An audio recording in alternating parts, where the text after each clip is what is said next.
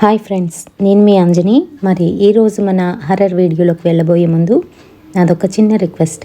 For best realistic horror and thrilling experience కోసం తప్పకుండా హెడ్సెట్ని అయితే పెట్టుకోండి. అండ్ మీ హర్రర్ స్టోరీస్ నాతో షేర్ చేయాలి, మన ఛానల్లో వినాలి అనుకుంటే నేను ఇన్స్టాగ్రామ్ లింక్ని మన డిస్క్రిప్షన్లోనైతే ఇస్తున్నాను. ఒకసారి అక్కడికి వచ్చి మెసేజ్ చేయండి. మీరు నాకు ఏ విధంగా మెసేజ్ చేయాలి అని అంటే, ముందు మీ పేరు, ఆ తర్వాత మీ ఊరి పేరు, ఆ తర్వాత మీరు దేని గురించి చెప్దామనుకుంటున్నారు, అంటే హర్రరా, థ్రిల్లరా, లేదంటే బ్లాక్ మ్యాజిక్ గురించా అనేది ఒక 2 లైన్స్లో ఇవ్వండి. ఆ తర్వాత మీ స్టోరీని రాసుకోండి. ఇలా నాకు పంపించినట్లయితే వాటిని మంచిగా కుక్ చేసి నేను ఇక్కడ ప్రజెంట్ చేయడం అనేది జరుగుతుంది. మరి ఇప్పుడు ఇంకెందుకు ఆలస్యం, లేట్ చేయకుండా వీడియోలోకి వెళ్ళిపోదాం.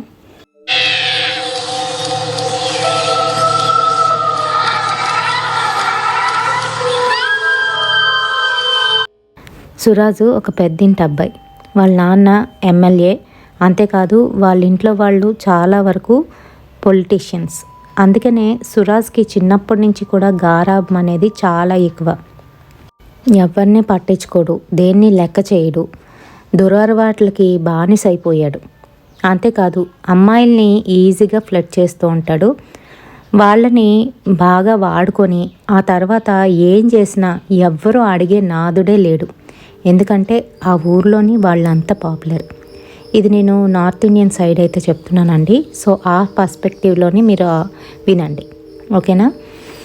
సో ఏమవుతుందనంటే, సురాజ్ అంకితాన్ని తీసుకొని తన కారులోనైతే వెళ్తూ ఉంటాడు. కొంత దూరం వెళ్ళిన తర్వాత సురాజ్కి కారుకి అడ్డంగా ఎవరో ఒక అమ్మాయి వచ్చేస్తుంది. గట్టిగా అరుస్తూ తనైతే గుద్దేస్తాడు. అండ్ ఆ తర్వాత కార్ వెళ్ళి ఒక చెట్టుకి అయితే గుద్దుకుంటుంది. సురాజ్కి కొన్ని దెబ్బలు తగులుతాయి. అండ్ అంకిత అక్కడి నుంచి పారిపోతుంది. ఎందుకంటే అంకిత తన లవ్వర్ కాదు, జస్ట్ ఏదో ఫ్లర్ట్ చేశాడు, తనతో పాటుగా తీసుకువెళ్తున్నాడు. ఇది కామనే వాళ్ళకి, పార్టీస్ చేసుకోవడం, ఇలా అమ్మాయిల్ని ఫ్లర్ట్ చేసి తీసుకువెళ్ళడం, వాళ్ళని ఇష్టం వచ్చినట్టుగా వాళ్ళకి నచ్చినట్టుగా చేసుకోవడం, ఇవన్నీ కూడా. వీళ్ళు కూడా ఏంటంటే, కొంతమంది అమ్మాయిలు వీళ్ళు ఇచ్చే డబ్బుల కోసమో లేదంటే నగల కోసమో వీళ్ళ వెనకాల అయితే వస్తూ ఉంటారు. సో ఆ టైంలోని కాల్ వస్తూ ఉంటుంది. సురాజ్ ఆ కాల్ లిఫ్ట్ చేయాలనుకుంటున్నాడు, కానీ తను కదిలే పరిస్థితుల్లోనైతే లేడు. ఎందుకంటే తన 2 కాళ్ళు వచ్చి గట్టిగా ఢీకొనేసరికి తన కాళ్ళకి దెబ్బలు అయితే తగిలేసాయి, అక్కడ ఇరుక్కుపోయాయి. అండ్ అలాగే స్టీరింగ్ పైన తన తల గట్టిగా తగిలి తనకైతే తలలో నుంచి రక్తం అయితే వస్తుంది. అలానే ఉన్నాడు. అప్పటికి టైం వచ్చేసి 12:30 అలా అవుతుంది. ఆ టైంలో అక్కడ ఒక్క వెహికల్ కూడా వెళ్ళట్లేదు ఆ ఏరియాలోని. ఈలోగా సురాజ్ వెనకాతల నుంచి ఒక చల్లటి గాలి అయితే వచ్చింది. సురాజ్ చెవులో నుంచి, సురాజ్, నేను గుర్తున్నానా? లే సురాజ్, లే, నన్ను చూడు అని అంటున్నారు ఎవరో. ఆ మాటలు వినిపించేసరికి తనకి ఎప్పుడో ఎక్కడో విన్న మాటల్లా అనిపిస్తాయి. చిన్నగా కళ్ళెత్తి చూస్తాడు. చూసేసరికి అక్కడ ప్రియ అతి భయంకరంగా అని నవ్వుతూ దగ్గరకైతే వచ్చేస్తుంది. తన మొహం చూసేసరికి చాలా భయపడిపోతాడు. అదేంటంటే తన కనుగుడ్లు ఏవైతే ఉన్నాయో అందులోని కనుపాపలు లేవు, కేవలం ఆ తెల్లగుడ్డు మాత్రమే కనబడుతుంది. తన పళ్ళన్నీ కూడాను ఏంటంటే రక్తంతో నిండిపోయి ఉన్నాయి, జిగ్జాగ్ వేలోని. తనని చూసేసరికి తనకి ఇంకా స్పృహ అయితే కోల్పోతాడు. ఈలోగా అట్నుంచి వెళ్తున్న పోలీస్ ఆఫీసరు కార్ ఆపి చూస్తాడు. ఇలా అయ్యిందని చెప్పేసి వాళ్ళకి ఫోన్ చేస్తాడు. ఇంకో కానిస్టేబుల్ కూడా ఉంటాడు పక్కనే. సో ఇద్దరు కలిసి మొత్తానికి అంబులెన్స్కి కూడా కాల్ చేస్తారు. అంబులెన్స్ వస్తుంది, వాళ్ళు కూడా వచ్చేస్తారు. సురాజ్ని హాస్పిటల్లో జాయిన్ చేస్తారు.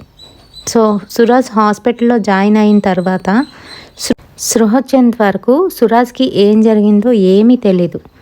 తను అలానే బెడ్ మీద అయితే ఉంటాడనమాట. సో ఒక 2 డేస్కి తనకి స్పృహ అయితే వస్తుంది. ఎందుకంటే చిన్న మైనర్ ఆపరేషన్స్ అయితే అవుతాయి. అయిన తర్వాత తనకి స్పృహ వస్తుంది. ఆ టైంలో కళ్ళు తెరిచి చూస్తాడు. తనకేంటంటే మసకగా అంతా కనిపిస్తూ ఉంటుంది. అప్పటికే వాళ్ళ ఫ్రెండ్స్ కూడా వస్తారు. వాళ్ళ ఫ్రెండ్స్ ఇంకొక 4 అయితే ఉన్నారు. సో వాళ్ళు వచ్చి, ఏంట్రా సురాజ్ ఏమైంది ఆ రోజు దాంతో వెళ్ళావు కదా, తర్వాత ఏంటి మాకు కాల్ చేస్తానన్నావు, నువ్వు కాల్ చేయలేదు, నీ కాల్ గురించి వెయిట్ చేస్తున్నాం, ఈలోగా ఈ న్యూస్ తెలిసింది, వెంటనే వచ్చాం, ఏం దానివల్ల ఏమైనా ఇబ్బంది అయిందా అని అడుగుతాడు ప్రవీణ్. చచా అలాంటిదేం లేదు, అదే నన్ను వదిలేసి వెళ్ళిపోయింది పనికి మాలి అంటూ తిడుతూ ఉంటాడు. సో ఈలోగా ఏంటంటే ఏమైందిరా ఏమైంది అని అంటే, ఉంది కదా ఆ అంటూ ప్రియా గురించి చెప్తూ ఉంటాడు. దాన్ని ఆ రోజే మనం పాతి పెట్టేశాం, అయినా కూడా వస్తుంది, నన్ను చంపడానికి వస్తుందిరా అని చెప్తాడు. ఒరే టెన్షన్ పడుకు, కూలవ్వు, ఏదో కలకని ఉంటావులే, నువ్వైనా ఆ రోజు మత్తులో ఉన్నావు కదా, వద్దని చెప్తుంటే 10 పెగ్గల వరకు తాగేవు, ఏమవుతుంది, అయినా కూడా నువ్వు డ్రైవ్ చేసుకు వెళ్ళడమే గొప్ప, ఏంటో అలా కలొచ్చి ఉంటుందిలే అని అనేస్తారు. కాదురా ప్రవీణ్, నిజంగానే నిజం, పైగా అది నా మొహంలో మొహం పెట్టి చూస్తూ నన్ను నవ్వుతూ ఏడిపిస్తుందిరా అని చెప్తాడు. దాని గురించి ఎక్కువ ఆలోచిస్తున్నట్టున్నావురా, చచా ఆ పని అంటూ బూతులు తిడుతూ ఉంటాడు. తిడుతూ ఉంటే ఇంకా వాళ్ళందరూ ఊరుకోరా, ఏం పర్వాలేదులే, మళ్ళీ త్వరగా రికవరీ అయిపోయిరా, మంచి పార్టీ చేసుకుందాం, ఈసారి మీ గెస్ట్ హౌస్లోనే అని చెప్తారు. చెప్పేసి వాళ్ళు అక్కడి నుంచి అయితే వెళ్ళిపోతారు. ఈలోగా సురాజ్ వాళ్ళ అమ్మ వస్తుంది. వద్దంటే పనికిమాల వాళ్ళందరితో కూడా ఫ్రెండ్షిప్ చేస్తూ ఉంటావు, వీళ్ళందరే నిన్ను చెడగొట్టేశారు అని చెప్తూ ఉంటుంది. అమ్మా నువ్వు ఊరుకో, ఇంకా ప్రతిదానికి మా ఫ్రెండ్స్ నానేరి అని అడుగుతాడు. మీ నాన్నకి ఎక్కడ ఖాళీ ఉంటుంది, అదిగో తిరుగుతున్నారు అని చెప్తుంది. అయినా ఎలా పడిపోయావురా, ఏమైంది, ఎవరితో వెళ్ళావు అని అన్నీ కూడా అడుగుతూ ఉంటుంది. అమ్మా నువ్వేం పోలీస్ ఆఫీసరు కాదు, నువ్వు ఎంక్వైరీ చేయని అవసరం లేదు, నాకు తినడానికి ఏదైనా తీసుకురా అని గీరగా చెప్తాడు. కొడుకు అంతే తండ్రి అంతే, ఎవరికి చెప్పలేకపోతున్నాం అంటూ పక్కకెళ్ళి యాపిల్ అయితే కట్ చేస్తూ ఉంటుంది. ఈలోగా టెంపరేచరు ఇంకా బీపీ చెక్ చేయడానికి నర్స్ అయితే వస్తుంది. అలాగే ఒక ఇంజెక్షన్ అయితే ఇవ్వాలి. సో నర్సుని చూడగానే ప్రబుద్ధి మళ్ళీ స్టార్ట్ అయిపోతుంది. చక్కగా క్రాఫ్ అంతా దువ్వేసుకొని కూర్చుంటాడు. నర్స్తో మాట్లాడుతూ మీ పేరేంటి, మీరు ఎక్కడ ఉంటారు అన్నీ అడుగుతూ ఉంటాడు. ఆ నర్స్ కూడా ఏంటంటే అన్నీ చెప్తుంది. తనకి ఇంజెక్షన్ ఇచ్చేసి ఓకే మళ్ళీ కలుద్దామని చెప్పి వెళ్ళిపోతుంది. వాళ్ళ అమ్మ అది చూసి చిరాకు పడుతూ వాడికి ఫ్రూట్స్ అయితే ఇచ్చేసి, సరే నేను వెళ్ళి బయటను ఉంటాను, ఏమైనా కావాలంటే పిలు అని చెప్పి బయటికి అయితే వెళ్ళిపోతుంది. నర్స్ ఇంజెక్షన్ ఇవ్వడంతో కొంచెం డ్రౌజీగా ఉండి నిద్రపోతాడు తెలియకుండానే. ఆ టైంలోని ప్రియా అయితే తన దగ్గరికి వస్తుంది. తన బెడ్ చుట్టూ తిరుగుతుంది అండ్ అలాగే దగ్గరికి వచ్చి పక్కన కూర్చుంటుంది. సురాజ్ సురాజ్ ఎలా ఉన్నావు, బాగుందా, గట్టిగా యాక్సిడెంట్ అయితే నువ్వు కూడా నా దగ్గరికి వచ్చేదు, కానీ జస్ట్లో మిస్ అయ్యిందిరా, ఈసారి అలా కార్లే, ఖచ్చితంగా నిన్ను నాతో తీసుకుపోతా అంటూ తన మొహం దగ్గర తన మొహం పెట్టి గట్టిగానైతే కిస్ చేస్తూ ఉంటుంది. అలా కిస్ చేస్తున్నప్పుడు తన రక్తం అంతా కూడా తనలోకి వెళ్ళిపోతున్నట్టుగా అనిపిస్తుంది. సురాజ్కి అసలు ఊపిరి కూడా ఆడదు, గట్టిగా ఊపిరి పీలిస్తూ వదులుతూ ఉంటాడు. ఈలోగా మానిటరింగ్ చేస్తున్న నర్స్ అయితే పరిగెట్టుకొని అయితే వస్తుంది. ఏంటి పేషెంట్ అలా అవుతున్నాడు అని. వచ్చేసరికి మళ్ళీ అక్కడ ప్రియ అయితే ఉండదు. వాళ్ళమ్మ పరిగెట్టుకుంటూ వచ్చి ఏమైంది మళ్ళీ అనేసి దగ్గరికి వెళ్ళి చూస్తుంది. మీరు ఇక్కడే కూర్చోండి మేడం అని చెప్తుంది నర్సు. అండ్ సురాజ్ దగ్గరికి వచ్చి చూసేసరికి సురాజ్ నోట్లో నుంచి బ్లీడింగ్ అయితే వస్తుంది. కళ్ళు తేలేసేస్తున్నాడు. వెంటనే ఆక్సిజన్ పెడుతుంది అండ్ అలాగే తన బీపీ లెవెల్ అన్నీ కూడా చెక్ చేస్తూ ఉంటుంది. అంతా నార్మల్కి వస్తుంది. సరే అని చెప్పేసి బయటకైతే వెళ్ళిపోతుంది నర్సు. మీరు ఇక్కడే ఉండండి మేడం చూసుకోండి అని చెప్పేసి. ఆ తర్వాత ఆ రోజు నైట్ అయితే అవుతుంది. నెక్స్ట్ డే మార్నింగ్ అంతా నార్మల్గా ఉంటుంది, ఏం పర్వాలేదు, మీరు ఇంటికి తీసుకువెళ్ళిపోండి, ఒక 2 days తర్వాత తిని నార్మల్గా అన్ని పనులు చేసుకోవచ్చు అని చెప్తారు డాక్టర్. సరేనని ఇంటికి అయితే తీసుకువెళ్ళిపోతారు. ఇంటికి తీసుకువెళ్తున్నప్పుడు మధ్యలోనే ఆంజనేయ స్వామి గుడి దగ్గర ఆపించి గుడిలో నుంచి రక్ష తీసుకొచ్చి ప్రవీణ్ చేతికి అయితే కడుతూ ఉంటాడు వాళ్ళ నాన్న. ఎందుకు నాన్న ఇవన్నీ, నాకేం అవసరం లేదు అని గీరుగా సమాధానం చెప్తూ ఉంటే చెప్పింది విను అని చెప్తాడు వాళ్ళ నాన్న. కట్టేస్తాడు. ఆ తర్వాత ఇంటికి అయితే వెళ్తాడు. నార్మల్గా ఉంటుంది అండ్ నెక్స్ట్ డే మార్నింగ్ నుంచి మళ్ళీ స్టార్ట్ చేసేస్తాడు. తాగుతూను ఫ్రెండ్స్ని పిలుస్తాడు.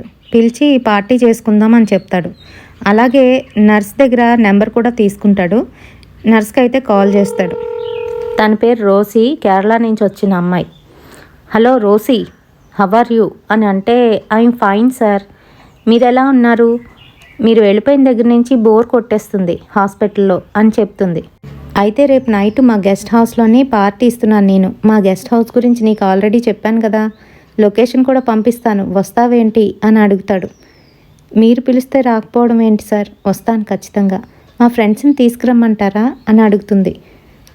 తప్పకుండా, మా ఫ్రెండ్స్ కూడా వస్తారు, తీసుకురా, బాగా ఎంజాయ్ చేద్దాం అని చెప్తాడు.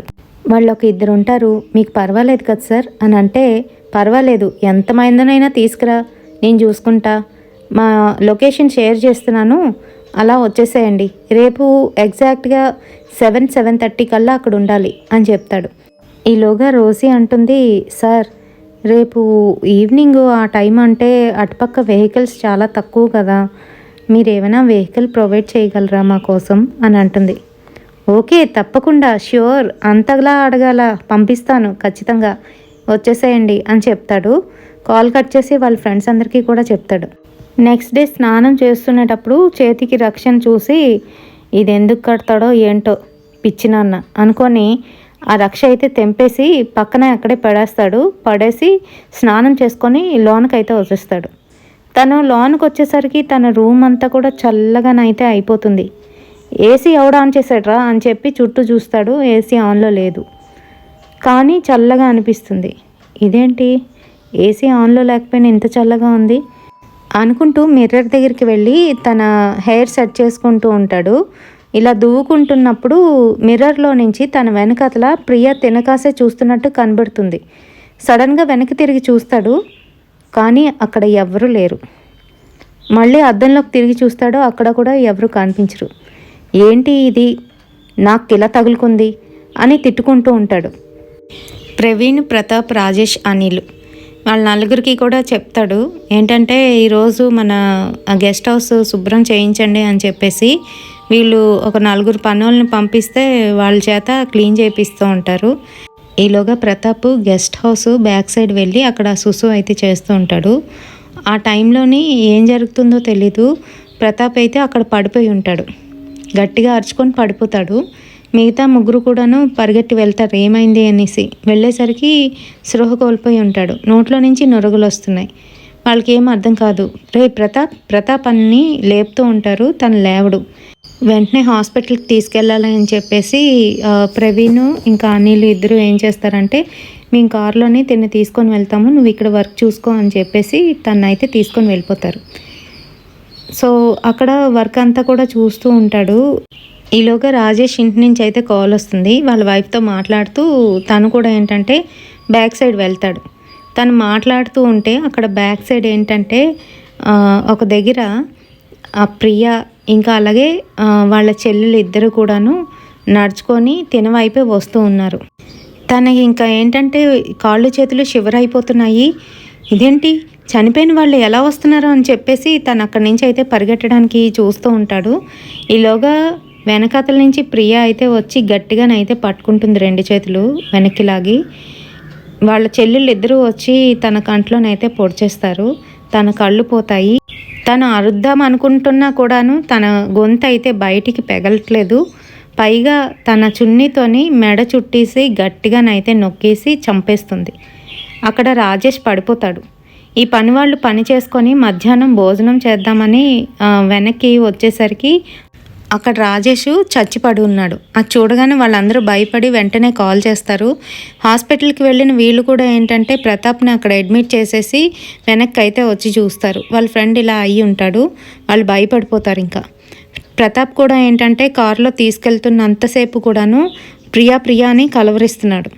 సో ఆ విషయాన్ని వీళ్ళిద్దరూ తనకైతే చెప్తారు సురాజ్కి. అయినా కూడా సురాజ్ పట్టించుకోడు.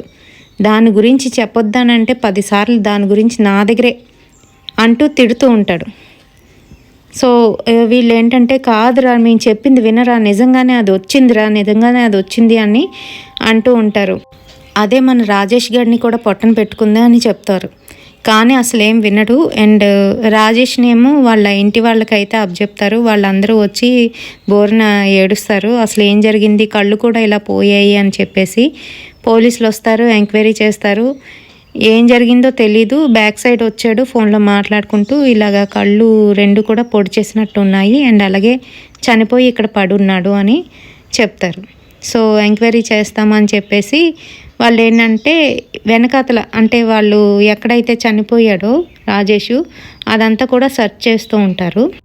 అక్కడ వీళ్ళకి ఏంటంటే ఒక దగ్గర అన్యూజువల్గా కనిపిస్తుంది. అదేంటి అని అంటే ఈ గుంత తవ్వి కప్పెడితే ఎలా ఉంటుందో అలా కనిపిస్తుంది. సో పోలీసులకి ఏంటంటే ఏదో డౌట్ వస్తుంది, ఇక్కడ తవ్వుతామని అంటే సురాజ్ అస్సలు ఒప్పుకోడు. అండ్ ప్రవీణ్, అనిల్ కూడా వద్దొద్దు, అక్కడ తవ్వాల్సిన అవసరం లేదు, మీకు ఏం చెప్పామో అది చెయ్యండి చాలు, ఎక్స్ట్రాలు చేయొద్దు అని చెప్తాడు సురాజ్. అండ్ పోలీసులు కూడా ఏంటంటే లైట్ తీసుకుంటారు. వీళ్ళ సంగతి పోలీసులకు కూడా తెలుసు. అలాగే తను ఎలా చనిపోయాడో అనేది పోస్ట్ మార్టం రిపోర్ట్ వచ్చిన తర్వాత మీకు డిక్లేర్ చేస్తాం సార్ అని చెప్పి అక్కడి నుంచి అయితే వెళ్ళిపోతారు. అండ్ ఆ రోజు నైటు మళ్ళీ రోసి అయితే కాల్ చేస్తుంది. సురాజ్, మమ్మల్ని వచ్చేయమంటావా, వెహికల్ పంపించావా అని అంటే, ఇంకేటి వెహికల్ పంపించేది, ఈరోజు మా ఫ్రెండ్ చనిపోయాడు అని చెప్తాడు. ఓ అవునా, సారీ సరే అయితే ఉంటానని కాల్ కట్ చేసేస్తుంది. అండ్ ఆ రోజు అలా గడిచిపోతుంది. నైట్ అంతా కూడాను సురాజ్తోనే ఉంటారు అనిల్, ప్రవీణ్ కూడాను. అండ్ ప్రతాప్ హాస్పిటల్లో ఉన్నాడు కదా, వెంటనే వీళ్ళకి కాల్ వస్తుంది ప్రతాప్ చనిపోయాడు అని చెప్పి.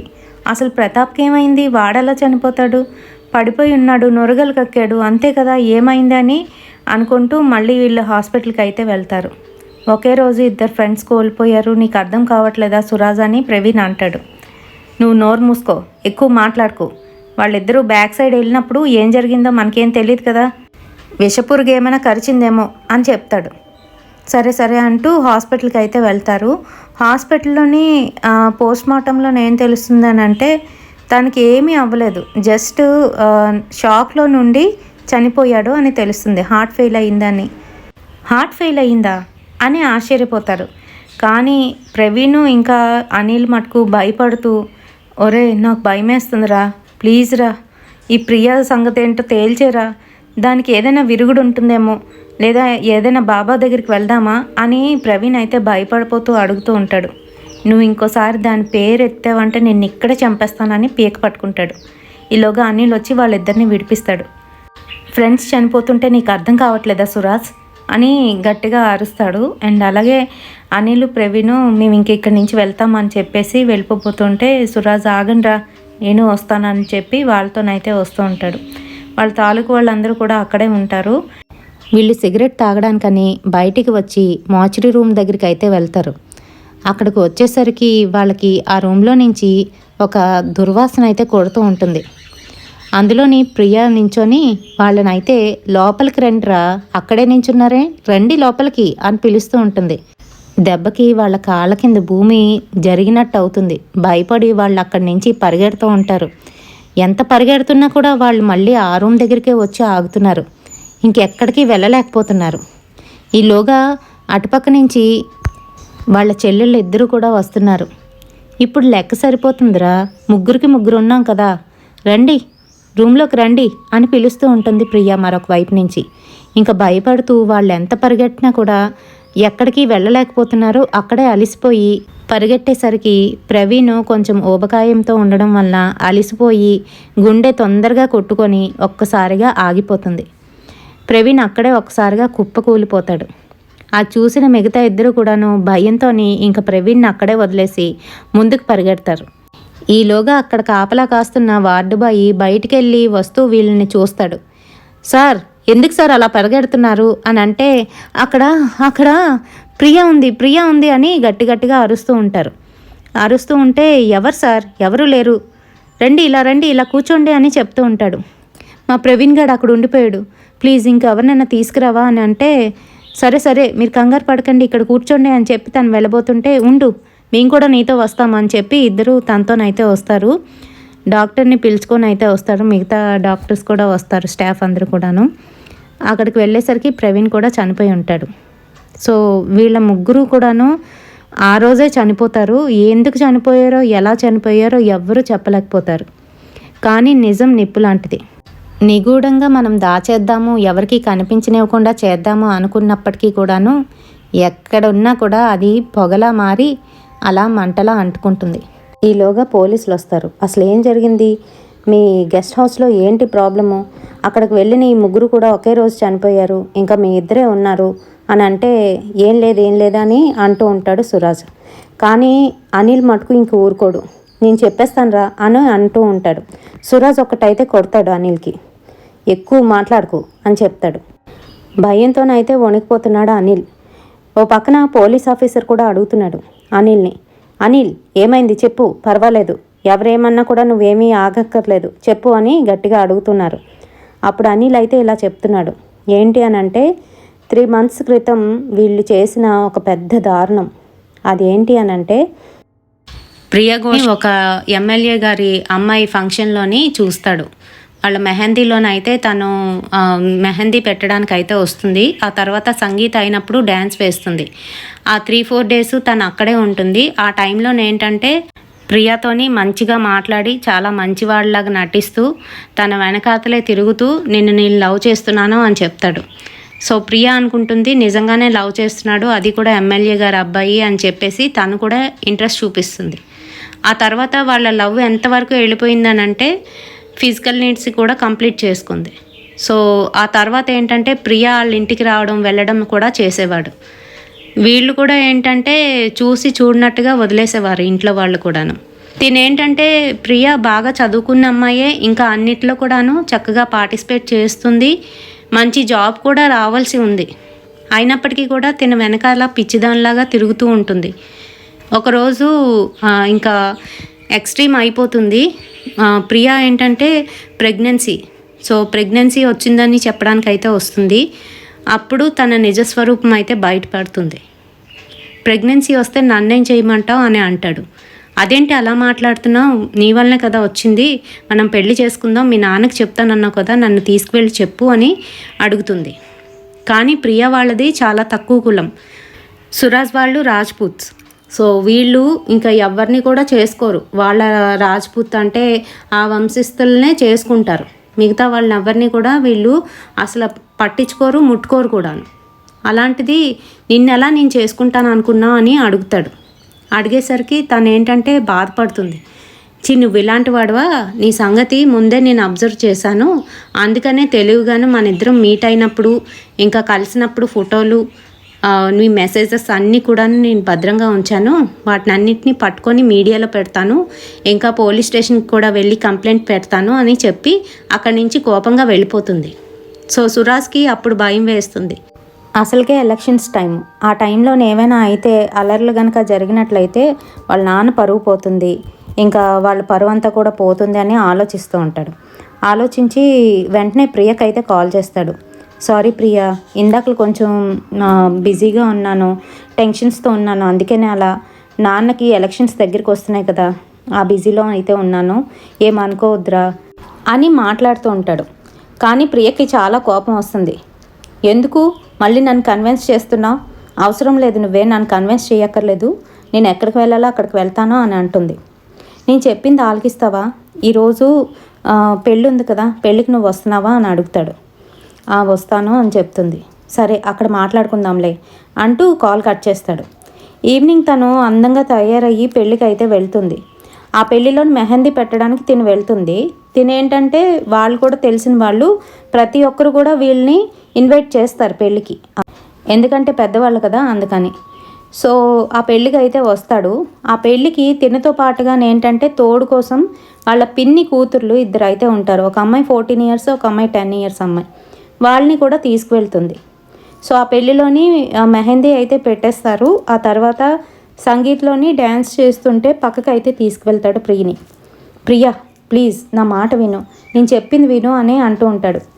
ఏం చెప్తావు, ఈ ప్రెగ్నెన్సీ నీది కాదని చెప్తావు అంతే కదా, DNA టెస్ట్ ద్వారా ఈ ప్రెగ్నెన్సీ ఎవరి నుంచి వచ్చిందో ఎలా వచ్చిందో అంతా తెలిసిపోతుందిలే, నువ్వేం నాకు చెప్పక్కర్లేదు అని అంటుంది. ప్రియా కోప్పడకలా, రా మనం మన గెస్ట్ హౌస్కి వెళ్దాం అని అంటాడు. ఇప్పుడు నేనేం రాను అని అంటుంది. పైగా మా చెల్లెలు కూడా నాతోనే ఉన్నారు అని అంటే, పోనీ వాళ్ళని కూడా తీసుకొని రా నీతోని, నీకు తోడుగా ఉంటారు అని చెప్తాడు. సరే అని చెప్పి తన జీప్ అయితే ఎక్కుతారు. మధ్యలో నుంచే వీళ్ళైతే పెళ్లి దగ్గర నుంచి వాళ్ళ గెస్ట్ హౌస్కి వెళ్ళిపోతారు.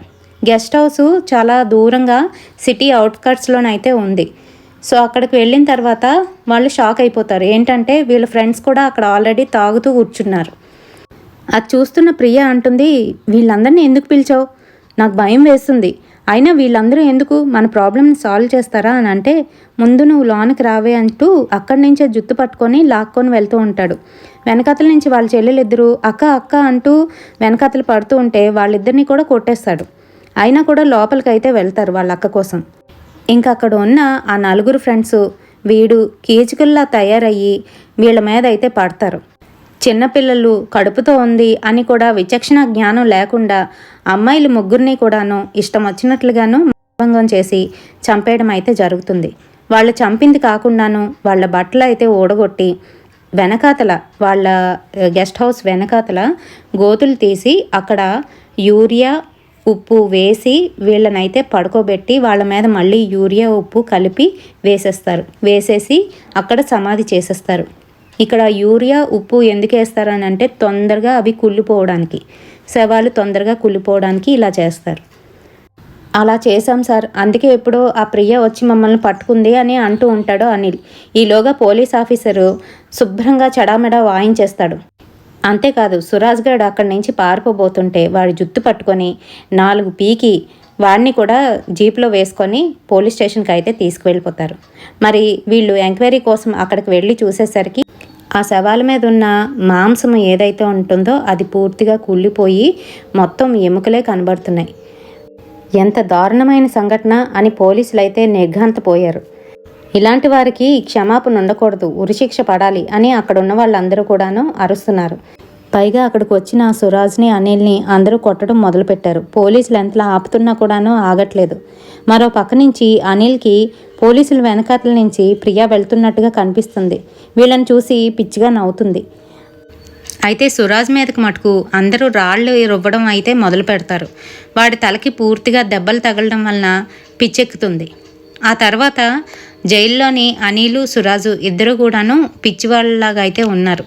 మరి ఈ స్టోరీ మీకు ఎలా అనిపించింది? మన దేశంలోని దేవుడు దెయ్యంతో పాటు నరహంతకులు కూడా ఉన్నారండి. మరి ఇలాంటి నరహంతకుల్ని ఏం చేయాలి? మీకు ఈ స్టోరీ నచ్చితే తప్పకుండా ఒక లైక్ అయితే వేయండి. రేపటి సరికొత్త హర్రర్ ఇన్సిడెంట్తోని మళ్ళీ మీ ముందుకు వచ్చేస్తాను. Until then bye.